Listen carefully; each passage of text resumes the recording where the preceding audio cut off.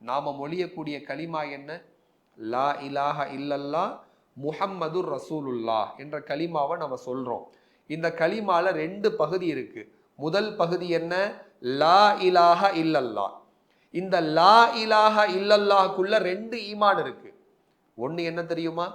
அல்லாஹ்வை இறைவனாக ஏற்க வேண்டும், இது ஒரு ஈமான். 2வது ஈமான் என்ன சொல்லுங்க பார்க்கலாம். ஒருத்தர் இப்படி சொல்றாருன்னு வைங்க, நான் அல்லாஹ்வை இறைவனாக ஏத்துக்கிறேன், ஆனா என்ன அல்லாஹ்வோட சேர்த்து நான் பல கடவுள்களையும் நான் இறைவனாக ஏற்றுக்கொள்வேன் என்று சொன்னால், சொல்லக்கூடியவர் இறை நம்பிக்கையாளரா முஸ்லிமா இருக்க முடியுமா? இருக்க முடியாது. ஏன்னா இணை வைப்பு வந்துட்டாலே ஈமான் போயிரும்ல இருக்கு குரான்ல.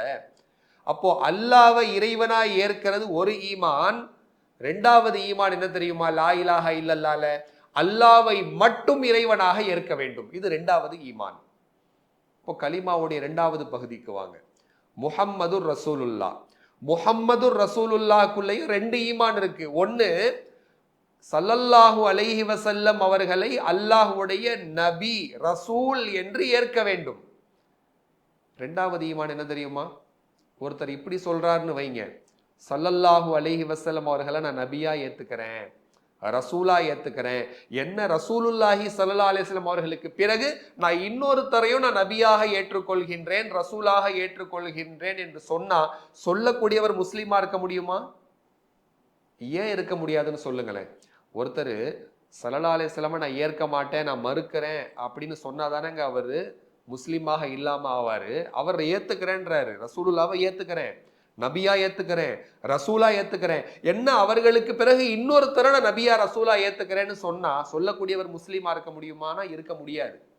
ஏன்னா அல்லாஹ் தஆலா தன்னுடைய திருமறையில் கூறுகின்றான், வலாக்கிர் ரசூல் அல்லாஹி வஹாத்தமன் நபியின், நபிமார்களுக்கு இறுதியானவர்கள். அப்போ முஹம்மது ரசூலுல்லான்ற கலிமாக்குள்ள 2 ஈமான் இருக்கு. ஸல்லல்லாஹு அலைஹி வஸல்லம் அவர்களை நபியாக ரசூலாக ஏற்கிறது ஒரு ஈமான் என்றால், ஸல்லல்லாஹு அலைஹி வஸல்லம் அவர்களை இறுதி நபியாகவும் இறுதி ரசூலாகவும் ஏற்பது 2வது ஈமான்.